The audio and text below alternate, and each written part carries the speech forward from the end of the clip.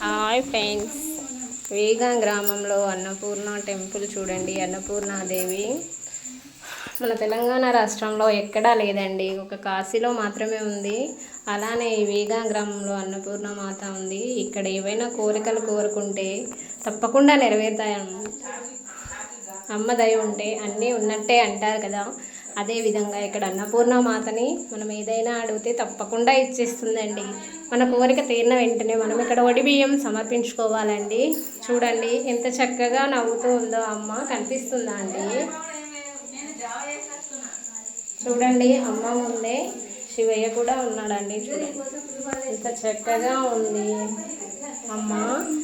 అమ్మ అని పిలిస్తే పలుకుతుందండి. ఒక్కసారి పిలిచి చూడండి ఎంత చక్కగా నవ్వుతుందో అమ్మ. పక్కనే నాగదేవతలు, లక్ష్మణుడు, హనుమాన్, అలానే అమ్మ పక్కన చిన్ని వినాయకుడు ఉన్నారండి. చూడండి, అదేవిధంగా ఇక్కడ శ్రీరామచంద్రుడు, సీతమ్మ తల్లి చూసారా అండి. ఇక్కడ వడి బియ్యం పోయడానికి బెల్లంపల్లి నుండి కొంతమంది మహిళలు వచ్చారండి. వాళ్ళు చూడండి ఎంత చక్కగా ఎంతసేపు పారాయణం చేశారు. చూసారా అండి, ఒకే రకమైన చీరలు కట్టుకొని చాలా చక్కగా ఇక్కడ పారాయణం చేయడానికి వచ్చారండి బెల్లంపల్లి నుండి మహిళలు. వాళ్ళు వచ్చేటప్పుడు అమ్మవారికి వడి బియ్యం కూడా తీసుకొచ్చారు. చూడండి ఇక్కడ హనుమాన్ భక్తులు ఏం చేస్తున్నారు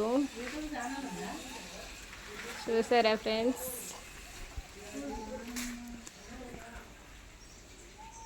నేను ఒక అమ్మని ఇక్కడ మాట్లాడిస్తా, మీరు చూడండి.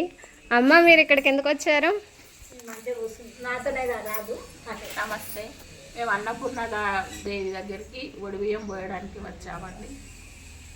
మాకు తెలిసింది ఇక్కడ ఉన్నదని, అందుకే వచ్చాము. కాశీకి పోలేము కదా, అందుకే ఇక్కడికి వచ్చి అమ్మవారికి వడి బియ్యం పోసి పూజ చేసుకున్నాం. ఓకే అండి, మీరు చెప్పండి అమ్మ, మీరు ఎందుకు వచ్చారు? దర్శనానికి వచ్చాను. అమ్మ మీరు చెప్పండి.